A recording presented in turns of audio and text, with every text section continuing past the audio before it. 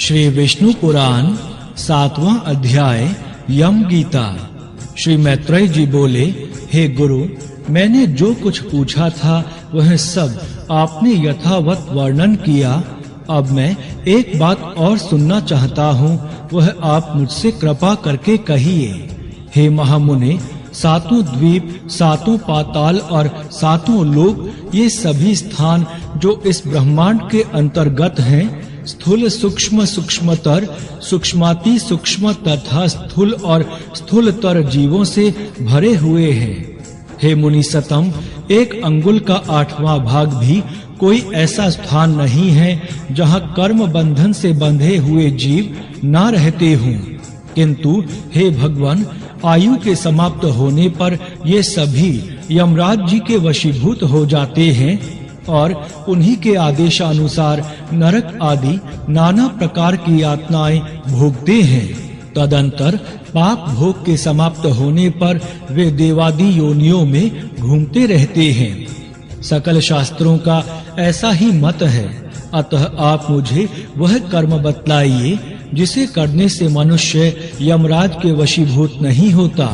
मैं आपसे यही सुनना चाहता हूँ।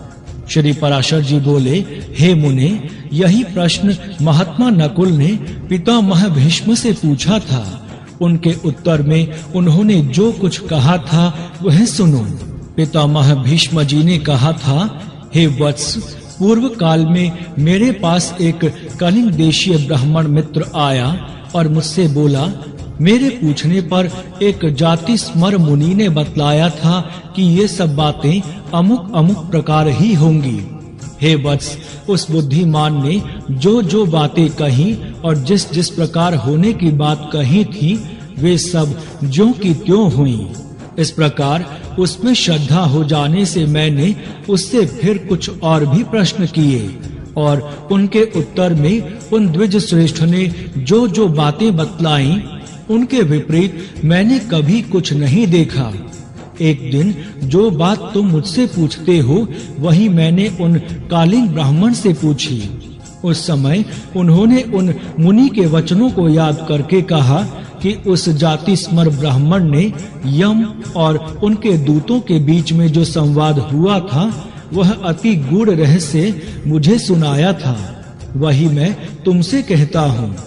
कालिंग बोला, अपने अनुचर को हाथ में पाश लिए देखकर यमराज ने उनके कान में कहा, भगवान मधुसूदन के शरणागत व्यक्तियों को छोड़ देना, क्योंकि मैं वैष्णवों से अतिरिक्त और सब मनुष्यों का ही स्वामी हूँ। देव पूज्य विधाता ने मुझे यम नाम से लोगों के पाप पुण्य का विचार करने के लिए नियुक्त किया है। मैं अपने गुरु श्री हरि के वशीभूत हूँ, स्वतंत्र नहीं हूँ। भगवान विष्णु मेरा भी नियंत्रण करने में समर्थ हैं। जिस प्रकार सुवर्ण भेद रहित और एक होकर भी कटक, मुकुट तथा कर्णिका आदि के भेद से नाना रूप प्रकट होता है, उसी प्रकार एक ही हरि का देवता, मनुष्य और पशु आदि नाना विध कल्पनाओं से निर्देश किया जाता है। जिस प्रकार वायु के शांत होने पर उसमें उड़ते हुए परमाणु पृथ्वी से मिलकर एक हो जाते हैं, उसी प्रकार गुण शोभ से उत्पन्न हुए समस्त देवता, मनुष्य और पशु आदि उनका अंत हो जाने पर उस सनातन परमात्मा में ही लीन हो जाते हैं। जो भगवान के सुर वर वंदित चरण कमलों की परमार्थ बुद्धि से वंदना करता है, घृता आहुति से प्रज्वलित अग्नि के समान समस्त पाप बंधन से मुक्त हुए उस पुरुष को तुम दूर ही से छोड़कर निकल जाना। यमराज के ऐसे वचन सुनकर पाशहस्त यमदूत ने उनसे पूछा, प्रभु, सबके विधाता भगवान हरि का भक्त कैसा होता है, यह आप मुझसे कहिए। भगवान यमराज बोले, जो पुरुष अपने वर्ण धर्म से विचलित नहीं होता, अपने सुहृद और विपक्षियों के प्रति समान भाव रखता है, किसी का द्रव्य हरण नहीं करता तथा किसी जीव की हिंसा नहीं करता, उस अत्यंत रागादि शून्य और निर्मल चित्त व्यक्ति को भगवान विष्णु का भक्त जानो। जिस निर्मल मति का चित्त कली कल्मष रूप मल से मलिन नहीं हुआ, और जिसने अपने हृदय में श्री जनार्दन को बसाया हुआ है, उस मनुष्य को भगवान का अतीव भक्त समझो। जो एकांत में पड़े हुए दूसरे के सोने को देखकर भी उसे अपनी बुद्धि द्वारा तृण के समान समझता है और निरंतर भगवान का अनन्य भाव से चिंतन करता है, उस नरश्रेष्ठ को भगवान विष्णु का भक्त जानो। कहाँ तो स्फटिक गिरी शिला के समान अति निर्मल भगवान विष्णु और कहाँ मनुष्यों के चित्त में रहने वाले राग द्वेष आदि दोष। इन दोनों का संयोग किसी प्रकार नहीं हो सकता। हिमकर अर्थात चंद्रमा के किरण जाल में अग्नि तेज की उष्णता कभी नहीं रह सकती है।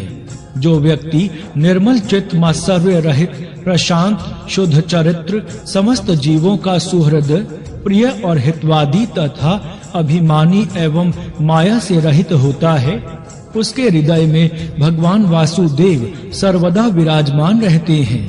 उन सनातन भगवान के हृदय में विराजमान होने पर पुरुष इस जगत में सौम्य मूर्ति हो जाता है। जिस प्रकार नवीन शाल वृक्ष अपने सौंदर्य से ही भीतर भरे हुए अति सुंदर पार्थिव रस को बतला देता है, हे दूत, यम और नियम के द्वारा जिनकी पाप राशि दूर हो गई है, जिनका हृदय निरंतर श्री अच्युत में ही आसक्त रहता है तथा जिनमें गर्व अभिमान और मात्सर्य का लेश भी नहीं रहा है, उन मनुष्यों को तुम दूर से ही त्याग देना। यदि खड्ग शंख और गदाधारी अव्यय आत्मा भगवान हरि हृदय में विराजमान है, तो उन पाप नाशक भगवान के द्वारा उनके सभी पाप नष्ट हो जाते हैं। भगवान सूर्य के रहते हुए भला अंधकार कैसे ठहर सकता है? जो पुरुष दूसरों का धन हरण करता है, जीवों की हिंसा करता है तथा मिथ्या और कटु भाषण करता है, उस अशुभ कर्मोन्मत्त दुष्ट बुद्धि के हृदय में भगवान अनंत नहीं टिक सकते। जो कुमति दूसरों के वैभव को नहीं देख सकता, जो दूसरों की निंदा करता है, साधु जनों का अपकार करता है तथा संपन्न होकर भी ना तो श्री भगवान विष्णु की पूजा ही करता है और ना उनके भक्तों को दान ही देता है, उस अधम के हृदय में श्री जनार्दन का निवास कभी नहीं हो सकता। जो दुष्ट बुद्धि अपने परम सुहृद बंधु बांधव स्त्री पुत्र कन्या पिता तथा भृत्य वर्ग के प्रति अर्थ तृष्णा प्रकट करता है, उस पापाचारी को भगवान का भक्त मत समझो। जो दुर्बुद्धि पुरुष असत कर्मों में लगा रहता है, नीच पुरुषों के आचार और उन्हीं के संग में उन्मत्त रहता है तथा नित्य प्रति पापमय कर्म बंधन से ही बंधता जाता है, वह मनुष्य रूप पशु ही है। वह भगवान वासुदेव का भक्त नहीं हो सकता। यह सकल प्रपंच और मैं एक परम पुरुष परमेश्वर वासुदेव ही हैं। हृदय में भगवान अनंत के स्थित हो जाने से जिनकी ऐसी स्थिर बुद्धि हो गई हो, उन्हें तुम दूर से ही छोड़कर चले जाना।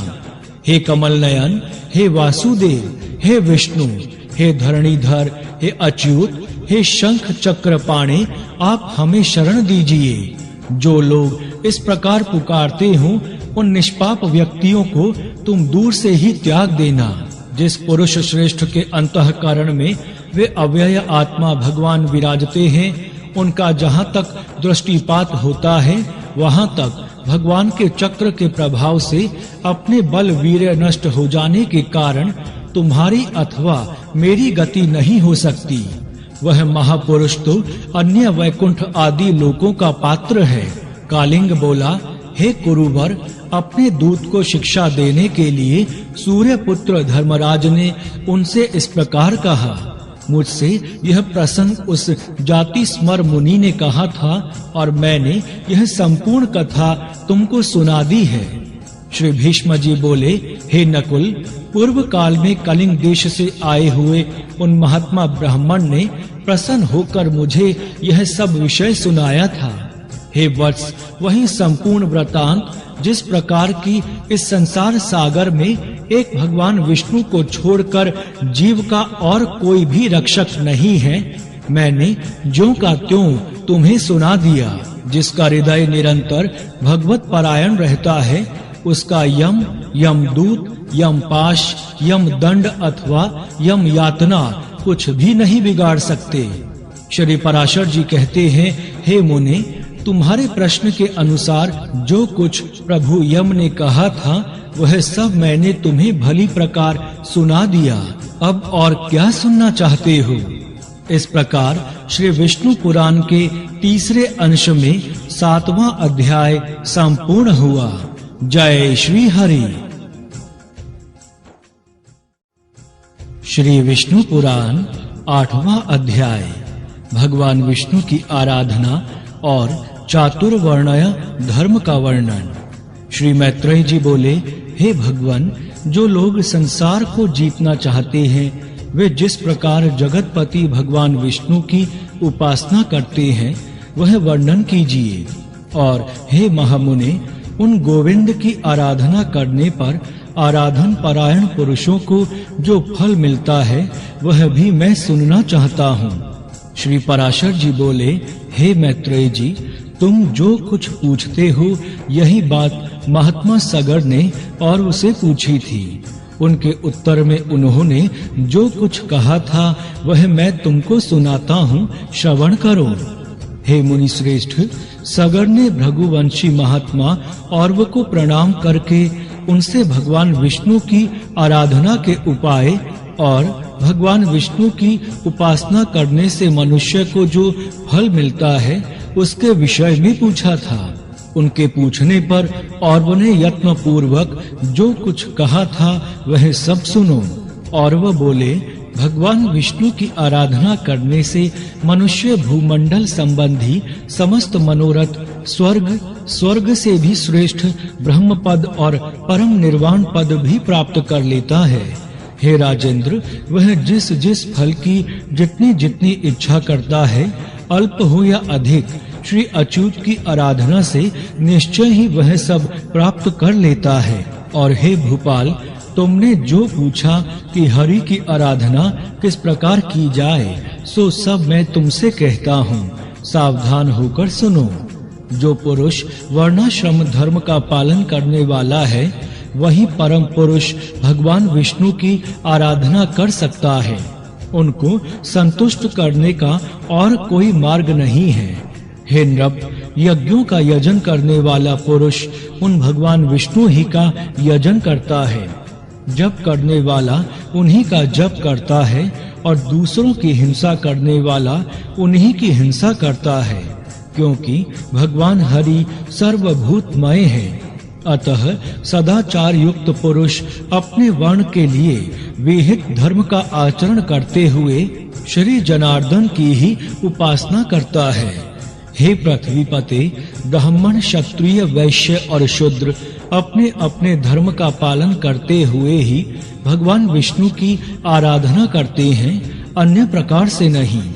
जो पुरुष दूसरों की निंदा, चुगली अथवा मिथ्या भाषण नहीं करता तथा ऐसा वचन भी नहीं बोलता जिससे दूसरों को खेद हो, उससे निश्चय ही भगवान केशव प्रसन्न रहते हैं।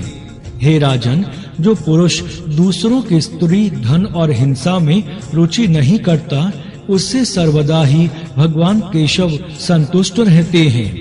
हे नरेंद्र, जो मनुष्य किसी प्राणी अथवा वृक्ष आदि अन्य देहधारियों को पीड़ित अथवा नष्ट नहीं करता, उससे श्री केशव संतुष्ट रहते हैं। जो पुरुष देवता, ब्राह्मण और गुरुजनों की सेवा में सदा तत्पर रहता है, हे नरेश्वर, उससे गोविंद सदा प्रसन्न रहते हैं। जो व्यक्ति स्वयं अपने और अपने पुत्रों के समान ही समस्त प्राणियों का भी हित चिंतक होता है, वह सुगमता से ही श्री हरि को प्रसन्न कर लेता है। हे नृप, जिसका चित्त रागादि दोषों से दूषित नहीं है, उस विशुद्ध चित्त पुरुष से भगवान विष्णु सदा संतुष्ट रहते हैं। हे नृप श्रेष्ठ, शास्त्रों में जो जो वर्णाश्रम धर्म कहे हैं, उनका ही आचरण करके पुरुष भगवान विष्णु की आराधना कर सकता है और किसी प्रकार नहीं। सगर बोले, हे द्विज श्रेष्ठ, अब मैं संपूर्ण वर्ण धर्म और आश्रम धर्मों को सुनना चाहता हूँ, कृपा करके वर्णन कीजिए। और वह बोले, जिनका मैं वर्णन करता हूँ उन ब्राह्मण, क्षत्रिय, वैश्य और शूद्रों के धर्मों का तुम एकाग्र चित्त होकर क्रमशः श्रवण करो। ब्राह्मण का कर्तव्य है कि दान दे, यज्ञों द्वारा देवताओं का यजन करे, स्वाध्यायशील हो, नित्य स्नान तर्पण करे और अग्न्याय ध्यान आदि कर्म करता रहे।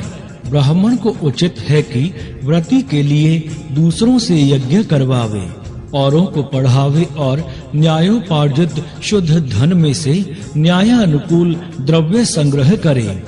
ब्राह्मण को कभी किसी का अहित नहीं करना चाहिए और सर्वदा समस्त प्राणियों के हित में तत्पर रहना चाहिए। संपूर्ण प्राणियों में मैत्री रखना ही ब्राह्मण का परम धन है।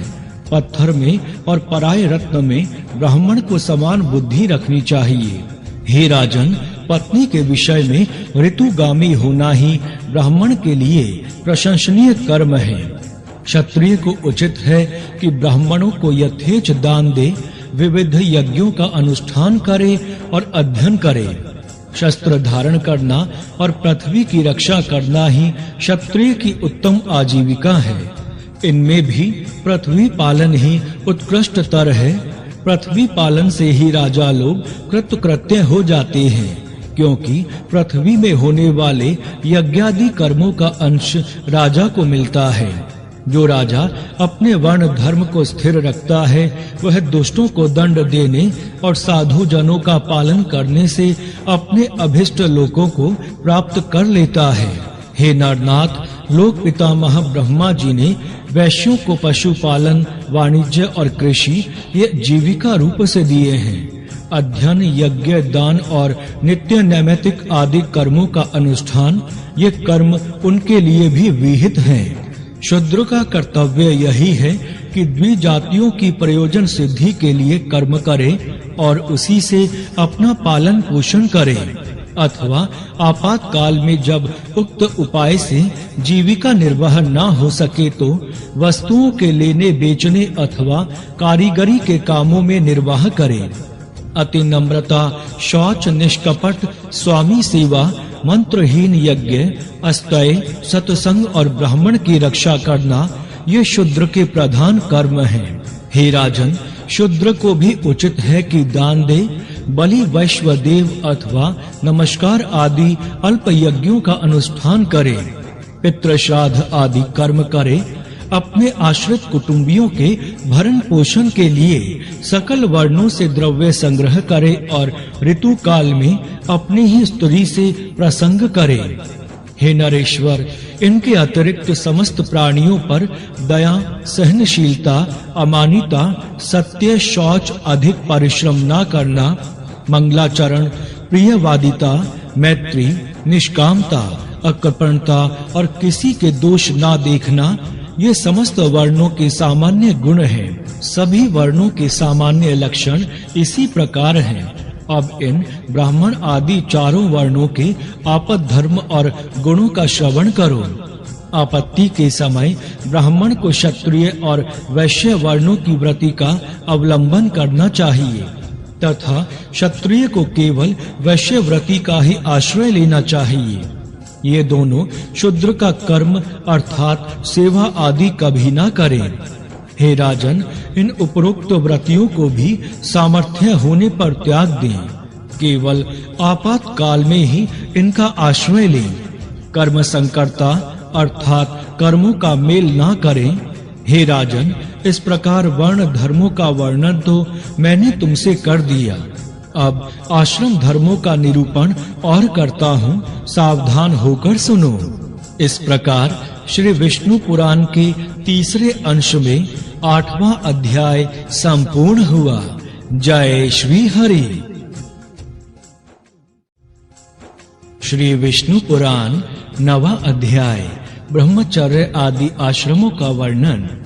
और वह बोले, हे भूपते, बालक को चाहिए कि उपनयन संस्कार के अनंतर वेदाध्ययन में तत्पर होकर ब्रह्मचर्य का अवलंबन कर सावधानता पूर्वक गुरु गृह में निवास करे। वहां रहकर उसे शौच और आचार व्रत का पालन करते हुए गुरु की सेवा शुश्रूषा करनी चाहिए तथा व्रतादि का आचरण करते हुए स्थिर बुद्धि से वेदाध्ययन करना चाहिए। हे राजन, प्रातः काल और साय काल दोनों संध्याओं में एकाग्र होकर भगवान सूर्य और अग्नि की उपासना करें तथा गुरु का अभिवादन करें। गुरु के खड़े होने पर खड़ा हो जाए, चलने पर पीछे चलने लगे तथा बैठ जाने पर नीचे बैठ जाए। हे नृपश्रेष्ठ, इस प्रकार कभी गुरु के विरुद्ध कोई आचरण ना करें। गुरुजी के कहने पर ही उनके सामने बैठकर एकाग्र चित्त से वेदाध्ययन करे और उनकी आज्ञा होने पर ही भिक्षान्न भोजन करे। जल में प्रथम आचार्य के स्नान कर चुकने पर फिर स्वयं स्नान करे तथा प्रतिदिन प्रातः काल गुरुजी के लिए समीधा, जल, कुश और पुष्प आदि लाकर जुटा दे। इस प्रकार अपना अभिमत वेद पाठ समाप्त कर चुकने पर बुद्धिमान शिष्य गुरुजी की आज्ञा से उन्हें गुरु दक्षिणा देकर गृहस्थाश्रम में प्रवेश करे।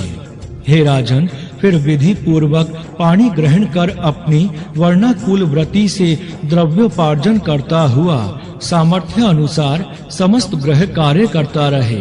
पिंड दान आदि से पितृगण की, यज्ञादि से देवताओं की, अन्नदान से अतिथियों की, स्वाध्याय से ऋषियों की, पुत्रोत्पत्ति से प्रजापति की, बलियों अर्थात अन्न भाग से भूतगण की तथा वात्सल्य भाव से संपूर्ण जगत की पूजा करते हुए पुरुष अपने कर्मों द्वारा मिले हुए उत्तमोत्तम लोकों को प्राप्त कर लेता है। जो केवल भिक्षाव्रती से ही रहने वाले परिव्राजक और ब्रह्मचारी आदि हैं, उनका आश्रय भी गृहस्थाश्रम ही है। अतः यह सर्वश्रेष्ठ है। हे राजन, विप्रगण वेदाध्ययन, तीर्थ स्नान और देश दर्शन के लिए पृथ्वी पर्यटन किया करते हैं। उनमें से जिनका कोई निश्चित ग्रह अथवा भोजन प्रबंध नहीं होता और जो जहाँ सायंकाल हो जाता है वहीं ठहर जाते हैं, उन सब का आधार और मूल गृहस्थाश्रम ही है। हे राजन, ऐसे लोग जब घर आवे तो उनका कुशल प्रश्न और मधुर वचनों से स्वागत करें तथा शय्या, आसन और भोजन के द्वारा उनका यथाशक्ति सत्कार करें। जिसके घर से अतिथि निराश होकर लौट जाता है, उसे अपने समस्त दुष्कर्म देकर वह अतिथि उसके पुण्य कर्मों को स्वयं ले जाता है। गृहस्थ के लिए अतिथि के प्रति अपमान, अहंकार और दंभ का आचरण करना, उसे देकर पछताना, उस पर प्रहार करना अथवा उससे कटु भाषण करना उचित नहीं है। इस प्रकार जो गृहस्थ अपने परम धर्म का पूर्णतया पालन करता है, वह समस्त बंधनों से मुक्त होकर अतः उत्तम लोकों को प्राप्त कर लेता है। हे राजन, इस प्रकार गृहस्थोचित कार्य करते करते जिसकी अवस्था ढल गई हो, उस गृहस्थ को उचित है कि स्त्री को पुत्रों के प्रति सौंपकर अथवा अपने साथ लेकर वन को चला जाए। वहाँ पत्र, मूल, फल आदि का आहार करता हुआ लोभ, शमश्रु, दाढ़ी, मूछ और जटाओं को धारण कर पृथ्वी पर शयन करे और मुनि व्रति का अवलंबन कर सब प्रकार अतिथि की सेवा करे। उसे चर्म, काश और कुशाओं से अपना बिछौना तथा ओढ़ने का वस्त्र बनाना चाहिए। हे नरेश्वर, उस मुनि के लिए त्रिकाल स्नान का विधान है। इसी प्रकार देव पूजन, होम, सब अतिथियों का सत्कार, भिक्षा और बलि वैश्वदेव भी उसके विहित कर्म हैं। हे राजन, वन्य तेल आदि को शरीर में मलना और शीतोष्ण का सहन करते हुए तपस्या में लगे रहना उसके प्रशस्त कर्म हैं। जो वानप्रस्थ मुनि इन नियत कर्मों का आचरण करता है, वह अपने समस्त दोषों को अग्नि के समान भस्म कर देता है और नित्य लोकों को प्राप्त कर लेता है। हे नृप, पंडित गण जिस चतुर्थ आश्रम को भिक्षु आश्रम कहते हैं, अब मैं उसका स्वरूप का वर्णन करता हूँ, सावधान होकर सुनो। हे नरेंद्र, तृतीय आश्रम के अनंतर पुत्र, द्रव्य और स्त्री आदि के स्नेह को सर्वथा त्याग कर तथा मात्सर्य को छोड़कर चतुर्थ आश्रम में प्रवेश करें।